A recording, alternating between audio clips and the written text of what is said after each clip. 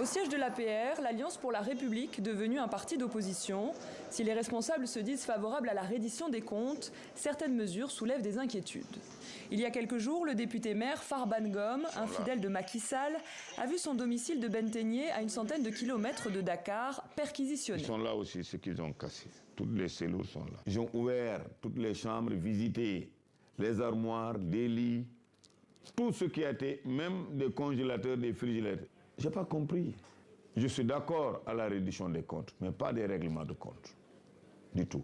Et même si ça devrait exister, et pas moi quand même, qui n'a jamais géré les finances publiques.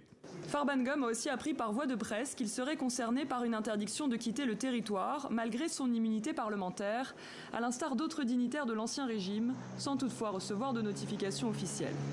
Depuis la semaine dernière, un nouveau pool judiciaire financier a été installé en remplacement de la Cour de répression de l'enrichissement illicite. Il a rapidement transmis ses premiers dossiers à la DIC, la division des investigations criminelles, impliquant des hommes d'affaires, des cadres du ministère des Finances ou encore Lat Diop, ancien ministre des Sports placé en garde à vue. Pour le parti au pouvoir, le PASTEF, qui n'a eu de cesse de fustiger la gouvernance de Macky Sall, la reddition des comptes est une demande sociale, un gage de transparence. Ce n'est pas de la vengeance, ce n'est pas la chasse aux sorcières, comme le disent certains, mais c'est parce que les Sénégalais ont demandé ça. Et les Sénégalais, en votant, ont donné un message très clair en disant que nous voulons que ceux qui auraient détourné nos deniers les rendent aux Sénégalais parce qu'on en a besoin. Au think tank Africa Jom Center, le fondateur Alioune Tine appelle à ne pas répéter les erreurs du passé.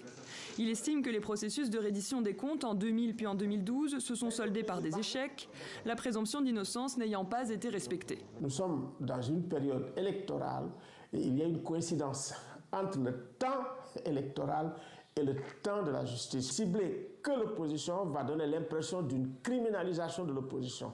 Et cela, on l'a déjà vu avec Macky Sall, avec Karim, on l'a vu avec Khalifa Sall, et on l'a vu surtout et principalement avec quand même Sonko. Afin d'éviter tout soupçon de partialité dans la reddition des comptes, le défenseur des droits humains appelle également à la publication des rapports de l'Inspection générale d'État.